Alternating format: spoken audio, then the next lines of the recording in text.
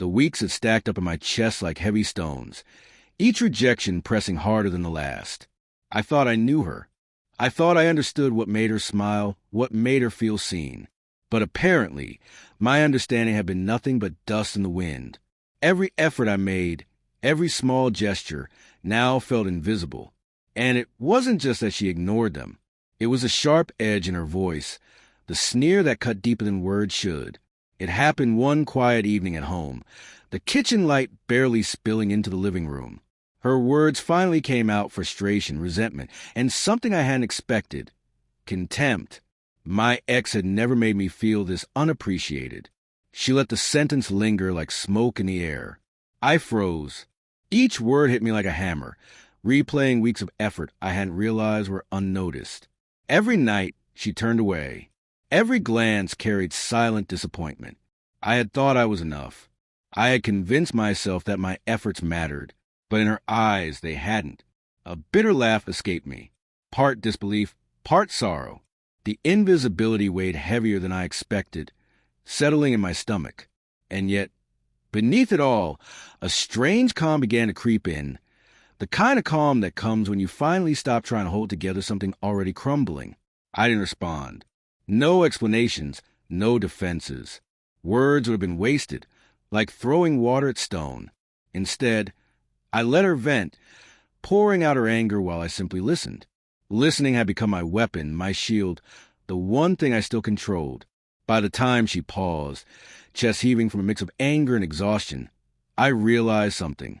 Her comparisons to the past weren't about me. They were about her, her dissatisfaction, her inability to see the care I had given, her refusal to acknowledge the patience and quiet devotion I had offered. The room felt smaller now.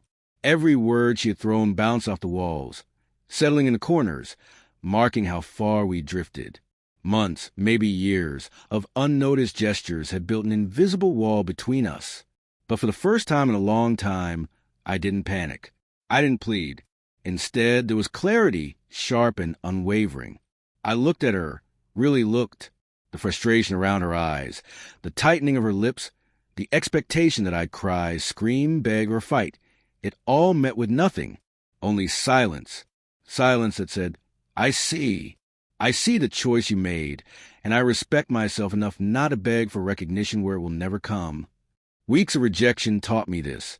No amount chasing, no amount of proving would change her mind. I didn't need to fix her past or compete with ghosts from it. As her gaze faltered the first time, I felt the faint stirrings of freedom. Freedom from the invisible chains of trying to measure up. Freedom from the exhausting dance of seeking approval from someone incapable of gratitude. I rose from the chair slowly, deliberately, each movement a quiet declaration. I didn't speak. I didn't have to.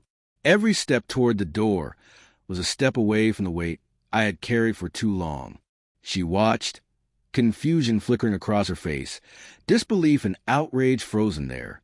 She had assumed her words would wound me, bend me, make me plead. But the unexpected is often the strongest.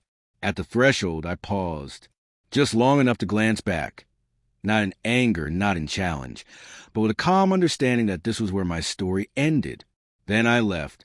The click of the door behind me was final. The silence that followed wasn't empty. It was filled with liberation I hadn't allowed myself to feel in months. Walking down the street, the night air crisp against my face, I realized how much I had underestimated the weight of constant rejection, the time spent seeking approval that never came. There was no satisfaction in imagining her regret, no gloating. What mattered was reclaiming my space, my boundaries, my dignity. Weeks of rejection had also been weeks of learning. Love, respect, and acknowledgement cannot be demanded. They must be freely given. If they aren't, it's not the giver who is lacking. It's the one who refuses to see. At the corner cafe where I often stopped, I paused and felt a shift inside.